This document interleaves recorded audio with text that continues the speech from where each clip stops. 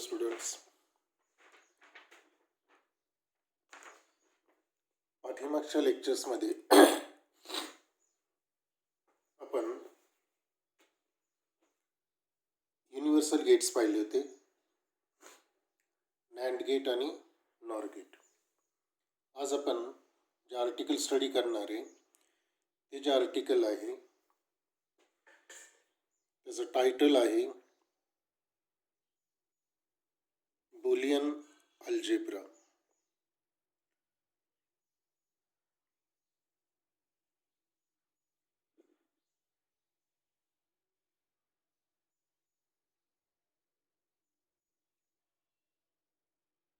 आता हा algebra study करताना काही लॉज आपल्याला आणि थेरम स्टडी करायचे. त्यातला पहिला जो लॉ आहे त्याच्यामध्ये अल्जेब्रा स्टडी करताना पहिल्यांदा आपल्याला लॉज स्टडी करावं लागतात. तर बुलियन लॉज जे आहेत ते आपण स्टडी करणार आहोत. आता बुलियन लॉजमध्ये पहिला जो लॉ असतो त्याला म्हणतात the commutative law. The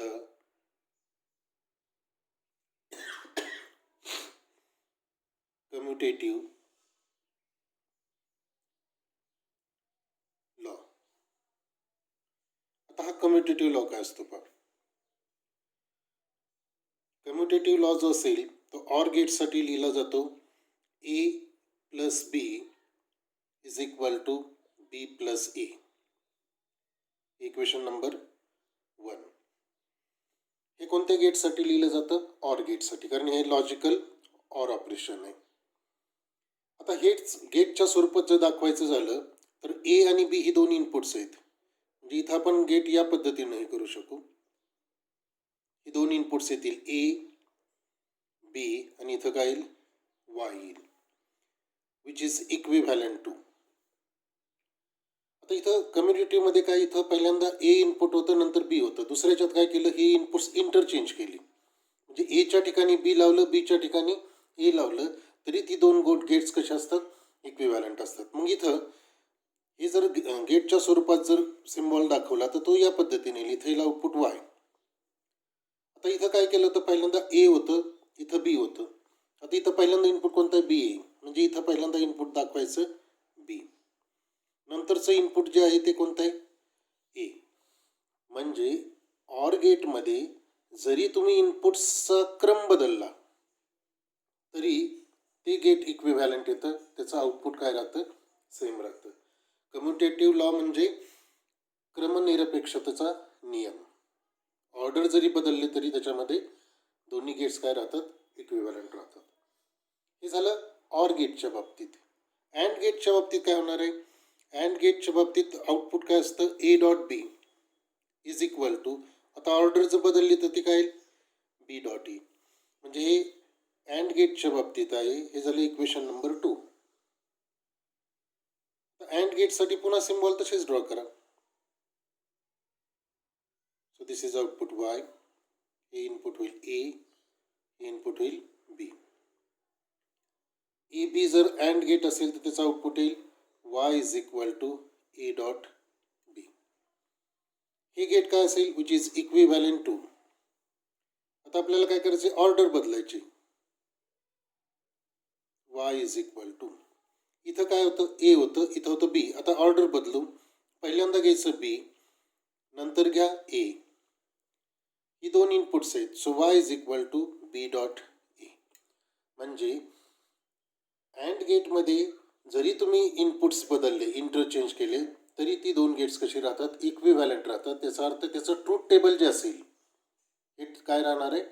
same राहणार आहे. तर हा जो लॉ आहे पहिला तो कोणता झाला? The commutative law. त्याला म्हणतात क्रमनिरपेक्षतेचा नियम. सेकंड लॉ, सेकंड जो लॉ आहे त्याला म्हणतात द असोसिएटिव्ह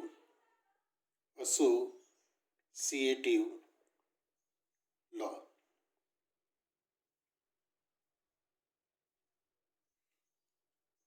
असोसिएटिव्ह लॉ जो आहे त्याला मराठीत साहचर्याचा नियम असं म्हटलं जातं. तो या पद्धतीने लिहिला जातो. A plus B plus C is equal to, म्हणजे इथं काय केलं पहा, पहिल्यांदा ही दोन इनपुट्स आहेत बी आणि सी, याचं ऑर गेट घेतलेलं आहे. त्याचं जे आउटपुट असेल त्याचं पुन्हा ऑर ॲक्शन घेतलेलं आहे ए बरोबर. हे तुम्ही कसं लिहू शकता, आता ब्रॅकेट इथं आहे, हाच ब्रॅकेट तुम्ही काय करू शकता, इंटरचेंज करू शकता. म्हणजे ए आणि बी याचा ऑर घ्या आणि त्याचं ऑर काय करायचं, सी बरोबर घ्यायचं. म्हणजे इथं ब्रॅकेटची पोझिशन बदललेली. हे जर इकडे घेतलं तर येईल ए प्लस बी पहिल्यांदा घ्यायचं आणि त्याचं सी बरोबर काय करायचं, ऑर फंक्शन करायचं. दोन्ही व्हॅल्यूज काय येतात, सेम होतात. मग आता हे जर तुम्हाला डायग्रामच्या सहाय्य दाखवायचं झालं, ही इक्वेशन नंबर 3, तर कसं दाखवलं जातं पहा. A plus B plus C आहे, तर हे जे दाखवलं जाईल ते या पद्धतीने. आता आपल्याला ऑर गेट घ्यायचे, हे ऑर गेट, हे ए इनपुट, हे इनपुट इथं दिलं आणि ह्याचं दुसरं जे इनपुट आहे ते काय बी प्लस सी, म्हणजे परत इथं काय करायचं, एक ऑर गेट काढायचं, त्याचं आउटपुट इथं द्यायचं आणि ही दोन इनपुट्स घ्यायची. इथं बी येईल, इथं काय येईल, सी येईल. म्हणजे याचं आउटपुट जे असेल ते काय येणार आहे, वाय. ते कोणतं येईल, ए प्लस बी प्लस सी. म्हणजे पहिल्यांदा ए प्लस दुसरं इनपुट कोणतं आहे, बी आणि सीचं जे आउटपुट असेल ते काय येईल, बी प्लस सी. हे झालं इनपुटच्या बाबतीत, विच इज इक्वॅलंट टू. आता इथं काय केलेलं आहे, ए आणि बीचं पहिल्यांदा ऑर करायचं. म्हणजे इथं ए, इथं बी, त्याचं आउटपुट काय येईल, इथं येईल ए प्लस बी. आणि पुन्हा काय करायचं, ते एक इनपुट झालं ऑर गेटचं, ए प्लस बी हे एक इनपुट झालं आणि ते परत काय करायचं आहे, ऑर करायचं आहे सी बरोबर. प्लस साईन म्हणजे लॉजिकल ऑर ऑपरेशन, म्हणजे इथं जे इनपुट येईल ते काय येईल, C. So that for Y is equal to A plus B plus C. तर हा झाला असोसिएटिव्ह लॉ. कोणत्या गेटसाठी, ऑर गेटसाठी. अशाच पद्धतीनं काय करायचं, अँड गेटसाठी परफॉर्म करायचं. आणि तो अँड गेटसाठी जर परफॉर्म केला तर तो या पद्धतीने येईल. अँड गेटसाठी काय लिहायचं, A dot B dot C which is equivalent to. आता आपण ह्या दोन्हीचं अँड फंक्शन घेतलेलं आहे, बी आणि सी इनपुटचं. आता काय करायचं, हा ब्रॅकेट तुम्ही इंटरचेंज करू शकता. म्हणजे या दोनचं काय करायचं, अँड फंक्शन घ्या, म्हणजे येईल ए डॉट बी आणि पुढं काय येईल, डॉट सी. Equation number 4. म्हणजे ब्रॅकेट्स तुम्ही इंटरचेंज केले आणि त्यांचं अँड फंक्शन केलं तरी आउटपुट काय राहतं, सेम राहतं. तर हा जो लॉ आहे तो जो लॉ आहे तो असोसिएटिव्ह लॉ झाला. आणि तो आता पहिल्यांदा काय करायचं, याचं लॉजिकच्या साहाय्याने केलं तर अँड गेट काढायचं. पहिल्यांदा बी डॉट सी, म्हणजे पहिल्यांदा इथं एक अँड गेट काढून घ्या.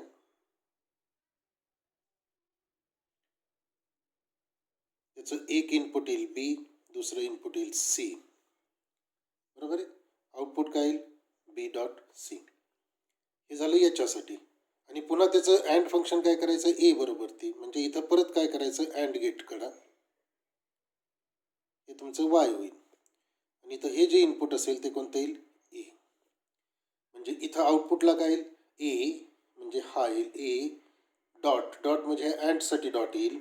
आणि दुसरं इनपुट काय, हे जे इनपुट आहे ते बी डॉट सी, आणि म्हणून इथं काय येईल, B dot C which is equivalent to. आता हे इक्विव्हॅलंट दाखवायचं, पहिल्यांदा ए आणि बीचं अँड घ्यायचं. म्हणजे हे इनपुट येईल ए, हे इनपुट येईल बी, त्याचं जे आउटपुट असेल ते काय येईल, ए डॉट बी, बरोबर आहे. हे पुढं काय करायचं, दुसऱ्या अँडला द्यायचं,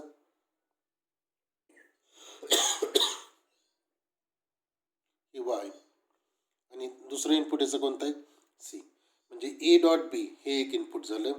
ह्या अँड गेटमुळं काय येईल, इथं डॉट साईन येईल, आणि सी म्हणजे हे दुसरं input. So Y is equal to, इथं वाय ज्यावेळेस तुम्ही लिहाल त्यावेळेला हा वाय येईल, Y is equal to A dot B, म्हणजे हे एक इनपुट, अँड फंक्शन करायचं कोणत्या ह्या इनपुट बरोबर, सी बरोबर. तर हा जो दुसरा लॉ झाला तो कोणता झाला, द असोसिएटिव्ह लॉ. पहिला होता आपण कम्युटेटिव्ह लॉ, दुसरा पाहिला असोसिएटिव्ह लॉ. त्याच्यानंतर तिसरा जो लॉ आहे तो आहे डिस्ट्रीब्युटिव्ह लॉ.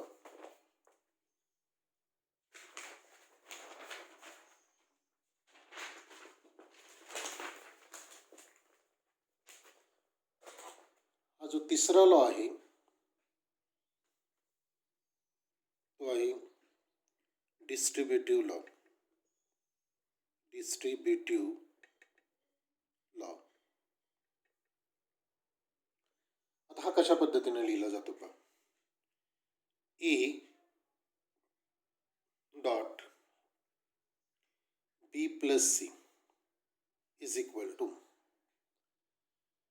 इथं काय घेतलेलं आहे, ए एक इनपुट आहे, दुसरं इनपुट कोणतं आहे बी और सी, याचं जे आउटपुट असेल ते हे इनपुट झालं इथं, आणि याचं काय करायचं आहे अँड फंक्शन करायचं. हे तुम्ही काय करू शकता, डिस्ट्रीब्युटिव्ह म्हणजे ब्रॅकेटमधल्या प्रत्येक टर्म्सची काय करू शकता त्याचं अँड फंक्शन घेऊ शकता. म्हणजेच ए डॉट बी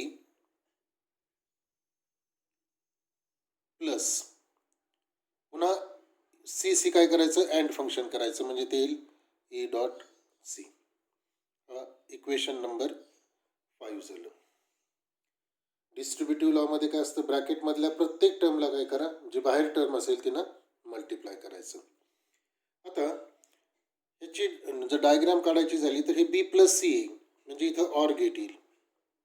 प्लस म्हणजे ऑर गेट, इनपुट कोणतं आहे बी, दुसरं इनपुट कोणतं आहे सी, याचं आउटपुट काय येईल बी प्लस सी.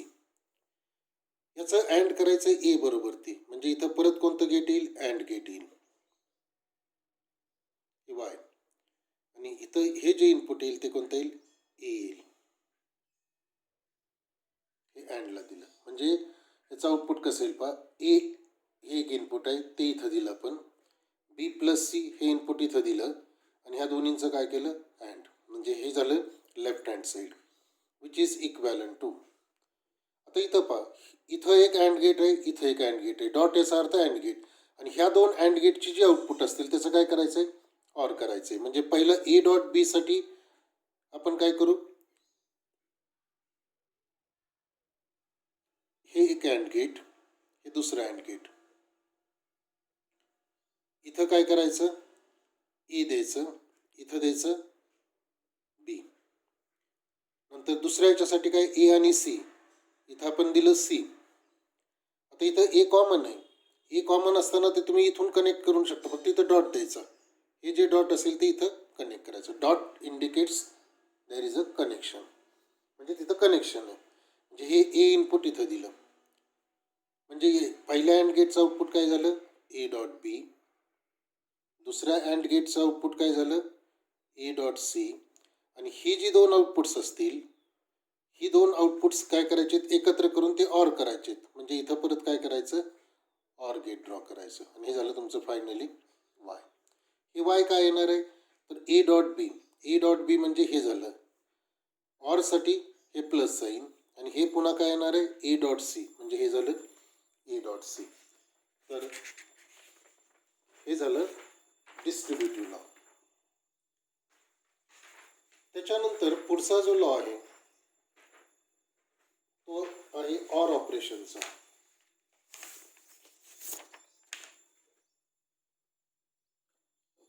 हा थर्ड झाला. त्याच्यानंतर आहे ऑर ऑपरेशन, म्हणजे आपण जे ऑर फंक्शन करतो त्याच्यासाठी ज्यावेळेला तुम्ही अल्जेब्रा सोडवता त्यावेळेला जे ऑपरेशन्स येतील ऑरचे त्याच्यासाठी हे रूल वापरायचे. आता हे रूल कसे आहेत पहा, A plus 0 is equal to A plus A is equal to A plus 1 is equal to A plus A bar is equal to. इथं लक्षात घ्या हे जे ए इनपुट आहे इथं ही दोन इनपुट सेम आहेत, इथं ए इनपुट आहे इथं 1 दिलेलं आहे ऑलरेडी, इथं 0 इथं 1 दिलेलं आहे, इथं ए आणि त्याचं कॉम्प्लिमेंट घेतलं. आता ज्यावेळेला हे ऑर ऑपरेशनचे लॉज तुम्ही स्टडी करता त्यावेळेला एक गोष्ट लक्षात ठेवा, त्याचं ट्रूथ टेबल माहिती पाहिजे. कोणतं ऑर गेटचं, ऑर गेटचं ट्रूथ टेबल काय, ऑर गेटचं जर ट्रूथ टेबल तुम्ही पाहिलं तर ते येतं ए बी दोन inputs, Y is equal to A plus B. Plus याचा अर्थ लॉजिकल ऑर ऑपरेशन. इथं 0 0 0 1 1 0 1 1. ऑर गेटमध्ये काय असतं की दोन्ही इनपुट 0 असताना आउटपुट 0 येतं. आणि ऑर याचा अर्थ दोन्हीपैकी कुठलंही एक इनपुट 1 असेल किंवा दोन्ही 1 असतील तर आउटपुट 1 येतं. इथं हे 1 आहे त्यामुळे हे 1 येईल, इथं हे 1 आहे त्यामुळे हे 1 येईल, इथं दोन्ही 1 आहे त्यामुळे काय 1 येईल. आता या ट्रूथ टेबलवरून हे जे लॉज आहेत ते काय करायचे, व्हेरीफाय करायचे. आता पहा, एक इनपुट जर 0 असेल आणि दुसरं इनपुट 1 असेल. आता जर तुम्ही इथं नीट पाहिलं ह्या 4 एंट्रीमध्ये तर हे इनपुट इथं 0 आहे, मी अंडरलाईन केलेले. हे इनपुट इथं 0 आहे म्हणजे हे झालं. आणि जर दुसरं इनपुट म्हणजे हे जर 0 असेल तर आउटपुटला 0 येतं, हे जर 1 असेल तर आउटपुटला 1 येते. म्हणजे जर एक इनपुट 0 असेल लॉजिक लेवलला तर दुसरं इनपुट काय, जर ते 0 असेल तर 0 येते, 1 असेल तर 1 असेल. म्हणजे एची जी व्हॅल्यू असेल 0 असेल तर 0 येईल, एची व्हॅल्यू 1 असेल तर 1 येईल. म्हणजे ए प्लस 0 काय येतो, ए येतो. तुम्ही हे लॉजिक टाकू शकता. इथं ए 0 टाकला तर 0 येणार. इथं एची किंमत जर 1 टाकली, इथं एची किंमत जर 1 टाकली तर इथं 1 येणार. म्हणजे ए जर 0 असेल तर 0 येईल, ए जर 1 असेल तर 1 येईल. म्हणजे थोडक्यात काय तो ए plus 0 is equal to A. म्हणजे एक इनपुट 0 असताना आउटपुट जे असेल ते दुसरं इनपुट जे असेल ते 0 असेल तर 0 येईल, 1 असेल तर 1 येईल. हा झाला हा लॉ. ए प्लस ए म्हणजे दोन्ही इनपुट सेम असतील. दोन्ही इनपुट सेम कशात आहेत, इथं दोन्ही इनपुट सेम असतील. म्हणजे ए आणि बी दोन्ही जर सारखे असतील तर जे इनपुट असेल ए तेच आउटपुटला येतं. हे 1 1 आहे तिथं सेम आहे तर 1 ला येतं. म्हणजे थोडक्यात काय, ही जी दोन इनपुट सेम असताना आउटपुटला काय तर तीच क्वांटिटी ती. म्हणजे A plus A is equal to A. म्हणजे हे दोन्ही 0 असतील तर 0 येईल, दोन्ही 1 असतील तर 1 येईल. ए प्लस ए टू ए येत नाही, ते नेहमीच्या याच्यामध्ये झालं अल्जेब्रामध्ये. इथं मात्र आपण जो वापरतो तो कोणता वापरतोय, बुलियन अल्जेब्रा वापरतोय. त्याच्यात रूल काय, A plus A is equal to A. आता मग जसं 0 पाहिलं होतं तसं आता एक इनपुट 1 असेल. आता एक इनपुट 1 असणारे एंट्रीज कोणते आहेत, ही एक आहे आणि ही दुसरी. आता काय होते पहा,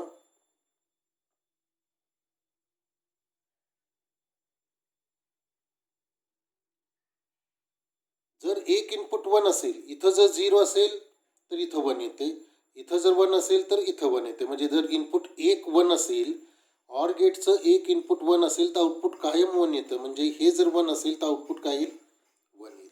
इथं पहा 0 असलं तरी 1 येते, 1 असलं तरी 0 येतं. आणि शेवटी ए प्लस ए बार म्हणजे जर त्या दोन हे असतील दोन्ही इनपुट, एक जर 1 घेतला तर दुसरा काय होईल 0. पण कुठल्या ना कुठल्या पोझिशनमध्ये काय होणार आहे, एक इनपुट 1 होणार आहे. म्हणजे एची किंमत 0 घेतली तर ए बार 1 होणार, एची किंमत 1 घेतली तर ए बार 0 होणार. दोन्ही केसमध्ये एक इनपुट 1 राहतं, त्याच्यामुळे याचं आउटपुट किती येतं, 1 येतं. तर हे जे ऑर ऑपरेशनचे 4 लॉज आहेत, A plus 0 A, A plus A A, A plus 1 1, A plus A bar 1. Or गेटमध्ये एक इनपुट 1 असेल तर आउटपुट 1 येतं. इथं तसंच होणार आहे. इथं दोन्ही 0 असतील तर 0 येईल, दोन्ही 1 असतील तर 1 येईल. म्हणजे A plus A is equal to A. आणि ए प्लस 0, एक इनपुट 0 आहे, दुसरं 0 असेल तर आउटपुट 0 येईल, 1 असेल तर 1 येईल. हे जे रूल्स आहेत हे कशावरून तयार केलेले आहेत, ट्रूथ टेबलवरून. तर हे इक्वेशन नंबर झालं 6, equation number 7, equation number 8, equation number 9. जसं आपण ऑर ऑपरेशनचं पाहिलं तसंच आपल्याला कशाचं पाहायचंय, अँड ऑपरेशन्स.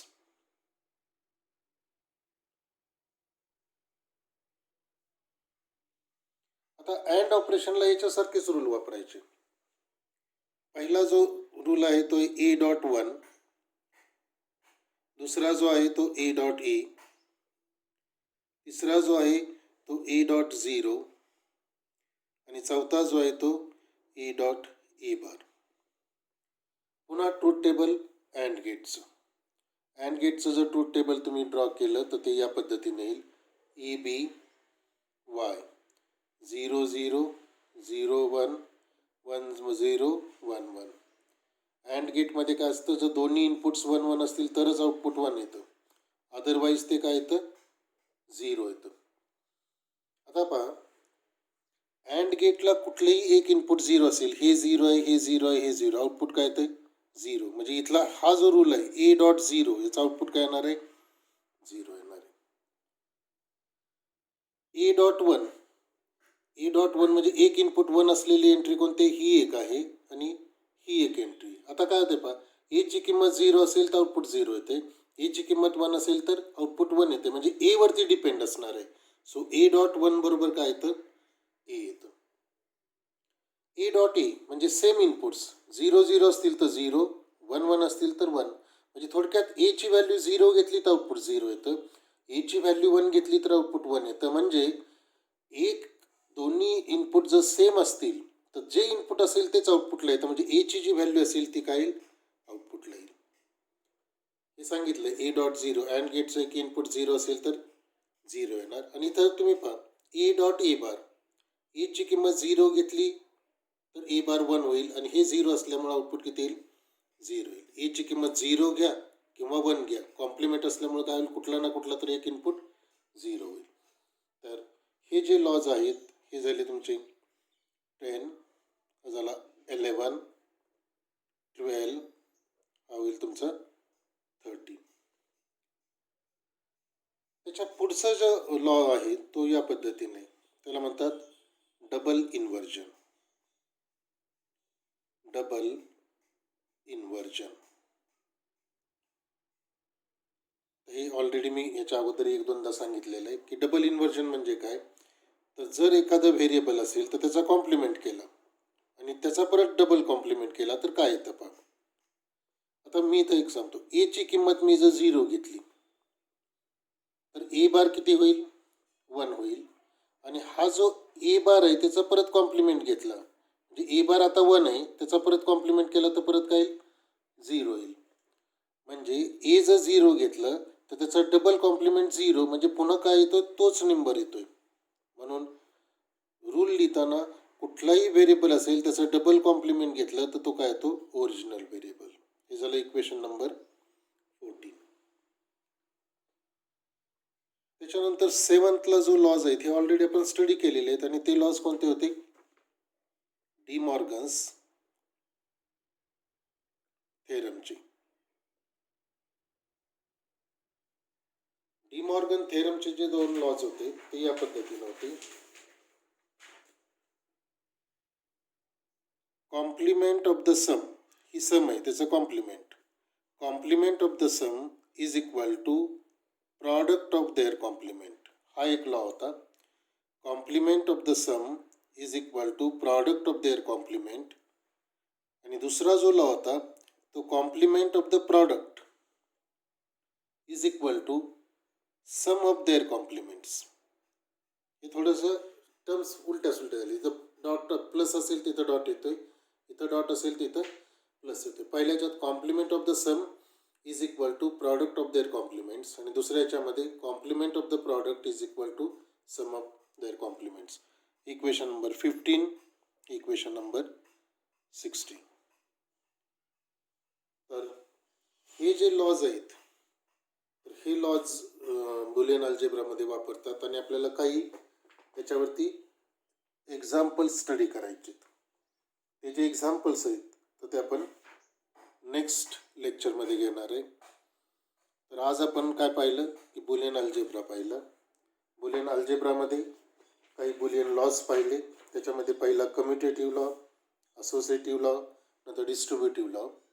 त्याच्यानंतर ऑर ऑपरेशनचे रूल्स पाहिले, अँड ऑपरेशनचे रूल्स पाहिले, डबल इन्व्हर्जन पाहिलं आणि डी मॉर्गन्स थेरम पाहिले. हे जे 16 इक्वेशन्स आहेत हे वापरून आपल्याला काही प्रॉब्लेम सोडवायचे, ते नेक्स्ट लेक्चरमध्ये आपण सुरू करू.